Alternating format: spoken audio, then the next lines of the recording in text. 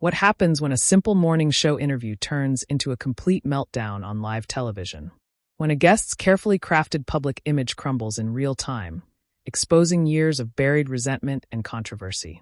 Today, we're breaking down one of the most shocking moments in morning television history, where best-selling author Brandon Lake completely lost his composure during what was supposed to be a routine book promotion on the Today Show. This wasn't just another awkward celebrity moment. This was a full-blown explosion that had viewers glued to their screens and social media buzzing for weeks. Before we dive into this incredible breakdown, make sure to hit that subscribe button and let me know in the comments what you think really triggered Brandon's outburst. Because trust me, there's more to this story than meets the eye. The Today Show studio was buzzing with its usual morning energy as Hoda Kotb prepared for what seemed like another standard author interview. Brandon Lake, the acclaimed writer behind 3 consecutive New York Times bestsellers, was scheduled to discuss his latest novel, a psychological thriller that had already sparked controversy for its dark themes and explicit content. What nobody expected was that the real thriller would unfold right there in Studio 1A. Hoda opened the segment with her trademark warmth. We're here with best-selling author Brandon Lake, whose new book has everyone talking. Good morning, Brandon. Thank you for being here. Brandon shifted in his chair, already seeming slightly agitated. Thanks for having me, Hoda. Though, I have to say I'm curious about how you're going to handle this interview, given some of the things I've been hearing. The comment caught Hoda off guard, her smile faltering for just a moment. I'm not sure what you mean. We're just here to talk about your book. Are we, though?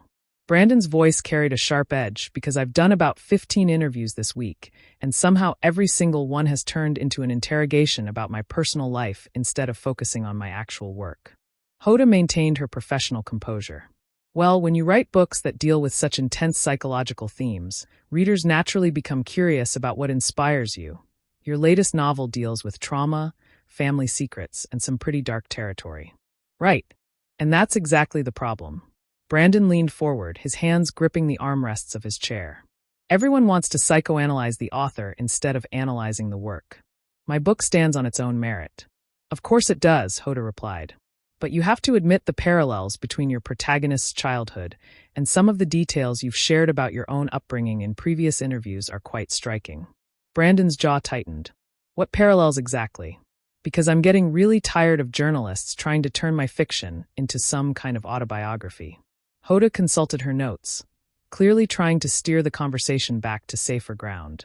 Your protagonist deals with abandonment issues and has a complicated relationship with authority figures. In your 2019 interview with Publishers Weekly, you mentioned growing up without your father and struggling with teachers who didn't understand your creative process. That was 5 years ago, Brandon snapped. And I was going through therapy at the time. I was probably oversharing, trying to be authentic or whatever. But that doesn't mean every character I write is me. The tension was becoming palpable as Hoda pressed on. I think readers connect with authors who are willing to be vulnerable about their experiences. Vulnerable. Brandon's voice rose slightly. Is that what we're calling it? Because it feels more like exploitation to me. Every time I try to discuss craft, technique, or the actual literary merit of my work, interviewers want to dig into my childhood trauma like it's some kind of entertainment. Hoda could sense the interview spiraling. Brandon, I certainly don't mean to make you uncomfortable. Let's talk about your writing process then. How do you develop these complex psychological profiles for your characters? Through research, imagination, and years of studying human behavior, Brandon replied tersely. Not through some kind of therapeutic word vomiting about my personal issues, which seems to be what everyone expects from authors these days. But surely your life experiences inform your writing in some way. Hoda persisted. Most authors draw from their own emotional experiences to create authentic characters. Brandon stared at her for a long moment. You know what, Hoda? I thought the Today's Show might be different. I thought maybe we could have an intelligent conversation about literature, about storytelling, about the craft of writing. But apparently, even here we have to turn everything into trauma porn. The studio fell silent except for the hum of cameras, and Hoda knew she was losing control of the interview. Hoda took a deep breath, her years of live television experience kicking in as she tried to salvage what was quickly becoming a disaster. Brandon, I apologize if you feel like we're not focusing on your work. That's certainly not my intention. Your books have sold millions of copies precisely because they resonate with people on a deep emotional level. Don't patronize me, Brandon shot back, his composure completely gone now. You think I don't know what you're doing? You have your little producer notes there telling you exactly which buttons to push, which wounds to poke at. This isn't journalism. It's tabloid sensationalism disguised as literary discussion. Hod's professional mask was starting to crack. I have to say, I'm surprised by your reaction. Most authors appreciate the opportunity to discuss how their personal experiences shape their creative work. Most authors, Brandon laughed bitterly. You mean most authors are willing to perform their trauma for your audience's entertainment? Well, I'm not most authors, and I'm certainly not going to sit here and pretend that my father walking out when I was 8 somehow makes me qualified to write about complex psychological themes. Nobody's asking you to pretend anything, Hoda replied, her voice taking on a firmer tone. But you did write extensively about abandonment in this book, and you've spoken publicly about your father before. I spoke about it once in one interview because the interviewer caught me off guard, and I was feeling particularly raw that day. Brandon's hands were gesturing wildly now, and now it's become this thing that follows me around like a scarlet letter. Every interview, every review, every discussion about my work somehow circles back to daddy issues. Hoda glanced at her producer off camera, who was making frantic gestures, clearly torn between cutting to commercial and letting this train wreck. Continue for the ratings. Brandon, I think you're being a bit unfair. We're having a conversation about your book, which does deal with themes of family dysfunction and emotional trauma. It deals with those themes because they're universal human experiences, Brandon snapped. Not because I'm working out my personal demons on the page. Do you think Stephen King writes horror because he's a psychopath? Do you think Gillian Flynn writes about toxic relationships because she's had toxic relationships? Sometimes writers write about dark things because dark things make for compelling stories, not because we're all walking wounded trying to heal ourselves through fiction. That's a fair point, Hoda conceded. But surely you can understand why readers might be curious about the connection between an author's life and their work. Curious? Yes. Brandon leaned back in his chair, his voice dripping with sarcasm. But what you're doing isn't curiosity. It's voyeurism. You want me to bleed for your cameras? To give your viewers some juicy backstory they can use to explain away the complexity of my writing. God forbid people actually engage with the text itself, instead of reducing everything to amateur psychology. The studio was dead quiet now. Crew members exchanging uncomfortable glances as Hoda struggled to regain control. I don't think that's what we're doing here at all. The Today Show has always been about connecting with our guests on a human level. Connecting. Brandon's voice was rising again. Is that what you call it when you ambush someone with questions about their childhood trauma? When you treat their personal pain like it's some kind of marketing tool, because that's exactly what this feels like, Hoda. It feels like you're trying to extract something from me that I never agreed to give. Hoda's patience was wearing thin. Brandon, with all due respect, you're a public figure who chose to share details about your life in previous interviews. We're not ambushing you with anything that isn't already part of the public record. The public record, Brandon repeated mockingly. Right? Because once you say something in an interview, it belongs to everyone forever. It becomes fair game for every journalist to pick apart and psychoanalyze. Do you have any idea what it's like to watch strangers on the internet dissect your childhood and theorize about your mental health based on a few offhand comments you made years ago? I imagine that would be difficult, Hoda replied, though her tone suggested her sympathy was limited. But that comes with the territory of being a successful author, doesn't it? Public interest in your personal life is part of the package. Brandon stared at her in disbelief. Part of the package? My personal trauma is part of the package. The worst moments of my childhood are just collateral damage in the pursuit of book sales. Do you even hear yourself right now? Hod's expression hardened, her famous warmth completely gone now. Brandon, I think you need to take a step back here. You're being incredibly hostile to someone who's simply doing her job. We invited you on this show to promote your book, and frankly your behavior right now is completely unprofessional. Unprofessional? Brandon's voice cracked with incredulous laughter. You want to talk about unprofessional? How about ambushing your guests with psychological analysis they never signed up for? How about turning what should be a literary discussion into therapy session for your viewers' entertainment? We are not ambushing you, Hoda shot back, her composure finally breaking. And I resent the implication that I would do something like that to a guest. I've been doing this for over 20 years, and I've never had an author react this way to perfectly reasonable questions about their work. Perfectly reasonable. Brandon was on his feet now, pacing behind his chair like a caged animal. You think it's perfectly reasonable to dig into someone's childhood abandonment issues on national television? You think it's perfectly reasonable to psychoanalyze a complete stranger based on their fiction? Sit down, Brandon, Hoda commanded, her voice sharp with authority. You're making a scene. I'm making a scene. Brandon whirled around to face her. I'm making a scene by refusing to participate in your exploitation. By standing up for myself and every other artist who's been reduced to a walking trauma case by journalists who can't be bothered to actually read their work. The producer was now frantically signaling to cut to commercial. But Hoda waved him off, clearly determined to see this through. You know what, Brandon? Maybe the problem isn't with the questions. Maybe the problem is that you can't handle honest discussion about your own work. Maybe you're so defensive because there's truth in what people are saying about the connections between your life and your writing. Brandon stopped pacing, his face flushing red. Did you just psychoanalyze me on live television? Did you just prove my entire point by doing exactly what I've been complaining about? I'm trying to understand why you're so angry, Hoda replied, though her voice was shaking slightly. Because this level of rage seems completely disproportionate to the situation. Disproportionate? Brandon's voice was reaching dangerous levels. You want to know why I'm angry, Hoda? I'm angry because I've spent 15 years perfecting my craft, studying literature, developing my voice as a writer, and all anyone wants to talk about is my daddy issues. I'm angry because I can't go to a single interview without someone trying to turn me into a case study. But why is that such a bad thing? Hod pressed. Why is it so threatening to acknowledge that your personal experiences might influence your creativity? Because it reduces everything I've worked for to amateur psychology. Brandon slammed his hand on the armrest of his chair. Because it implies that my success is just therapy disguised as literature. Because it suggests that readers aren't connecting with my work.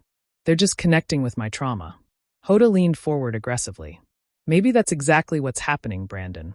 Maybe people aren't reading your books for the literary merit you're so proud of. Maybe they're reading them because they recognize their own pain in your characters. The words hit Brandon like a physical blow. For a moment, the studio was completely silent. The only sound the hum of television equipment and the distant murmur of crew members whispering to each other. How dare you? Brandon whispered, his voice barely audible but filled with venom. How dare you dismiss 15 years of my life's work like that? I'm not dismissing anything, Hoda replied. But her voice lacked conviction now. I'm just suggesting that maybe you're not as separate from your work as you want to believe. You know what the real tragedy is here, Hoda? Brandon's voice was eerily calm now, more terrifying than his earlier shouting. The real tragedy is that you probably think you're helping. You probably think this kind of invasive, exploitative questioning is somehow serving your audience. But what you're actually doing is destroying the magic of storytelling. I don't understand what you mean, Hoda said, though she looked like she was beginning to regret pushing him this far. You're teaching people that stories don't matter unless they're autobiographical, Brandon continued, his voice growing stronger. You're telling them that imagination is worthless, that creativity is just disguised confession. You're reducing the entire art of fiction to nothing more than expensive therapy. That's not what I'm doing at all, Hoda protested. But Brandon wasn't finished. You're right, Hoda. That's not what you think you're doing. Brandon's voice was dangerously quiet. But that's exactly what you're accomplishing. And the worst part is you don't even realize it. You sit there in your comfortable chair with your comfortable salary asking comfortable questions that make people uncomfortable, and you think that makes you a journalist. Hoda's face was flushed with anger. Now I don't have to sit here and listen to you attack my professionalism. I've interviewed presidents, world leaders, Nobel Prize winners, and none of them have ever behaved the way you're behaving right now. Maybe because none of them were stupid enough to be vulnerable with you. Brandon shot back, his calm facade cracking again. Maybe they were smart enough to keep their personal lives personal, instead of making the mistake I made of trusting a journalist with something real. You're being completely unreasonable, Hoda snapped. And frankly, I'm starting to wonder if this outburst is just a publicity stunt for your book. The accusation hung in the air like a bomb waiting to explode. Brandon's face went completely white, then red, then white again as he processed what she had just said. A publicity stunt, he repeated slowly, his voice barely above a whisper. You think this is a publicity stunt? I'm just saying, Hod continued, apparently oblivious to how far she had just pushed him. Authors have been known to create controversy to drive sales. Your book does deal with explosive topics, And this kind of dramatic television moment certainly gets people talking. Brandon stood up so abruptly that his chair rolled backward and hit the wall behind him with a loud crash that made everyone in the studio jump. Get people talking? His voice was rising to a shout again. You think I would humiliate myself on national television? You think I would expose my deepest insecurities and childhood trauma as a marketing strategy? Are you completely insane? Brandon, please sit down. Hoda tried to regain control, but it was far too late for that. No, I will not sit down. Brandon was pacing again, his hands shaking with rage. You want to know what's really happening here, Hoda? You want to know why I'm so angry? It's because people like you have made it impossible for artists to exist without being dissected like laboratory specimens. That's not true, Hoda protested. But Brandon wasn't listening anymore. Every book I write, every story I tell, every character I create gets filtered through the lens of my personal biography, he continued, his voice breaking with emotion. I can't write about love without people assuming I'm lonely. I can't write about death without people assuming I'm suicidal. I can't write about family without people digging into my relationship with my parents. Authors have always drawn from their personal experiences. Hoda tried to interject, but Brandon whirled around and pointed at her. And there it is again. He screamed. Even now, even after everything I've just explained to you, you're still doing it. You're still reducing my work to autobiography. Do you not understand that fiction exists? Do you not comprehend that writers are capable of imagination? The studio was in chaos now. Camera operators unsure whether to keep filming. Producers frantically debating whether to cut the feed, and crew members staring in fascination and horror at the complete meltdown happening before their eyes. Brandon, you need to calm down. Hod's voice was shaking now, clearly rattled by the intensity of his breakdown. We can take a break. We can end the interview. Oh, now you want to end it? Brandon laughed hysterically. Now that you've gotten exactly what you wanted, now that you've pushed me far enough to give your viewers the show they really came for, this is perfect for you, isn't it, Hoda? This is the real story you were after all along. I never wanted this, Hoda said quietly. And for the first time in the interview, she sounded genuinely shaken. Didn't you, though? Brandon's voice was horror now from shouting. Didn't you keep pushing and pushing even when you could see I was getting upset? Didn't you keep digging even when I asked you to stop? Because this moment right here, this is what morning television is really about, isn't it? It's not about books or art or creativity. It's about breaking people down for entertainment. Brandon walked over to the coffee table where his book was displayed and picked it up, holding it like he was considering throwing it. You want to know what this book is really about, Hoda? It's about the death of privacy. It's about living in a world where nothing is sacred, where every emotion is content, where every personal struggle becomes public property. It's about people like you who think they're entitled to every piece of someone's soul just because they're successful. He set the book down gently, his rage suddenly replaced by exhaustion. I wrote that book as a warning, he said quietly. And here we are living in it. The studio fell silent, except for the sound of Brandon's heavy breathing and the mechanical war of cameras that were still rolling, capturing every moment of the most explosive interview breakdown in morning television history. We're going to cut to commercial, Hoda finally managed to say, her voice barely steady. Good, Brandon replied, pulling off his microphone and dropping it on the floor. Because I'm done. What did you think of this incredible breakdown? Was Brandon justified in his reaction, or did he take things too far? And what do you think really triggered his explosive response? Was it just the interview questions or something deeper? Drop your thoughts in the comments below, and don't forget to subscribe for more breakdowns of the most shocking moments in television history.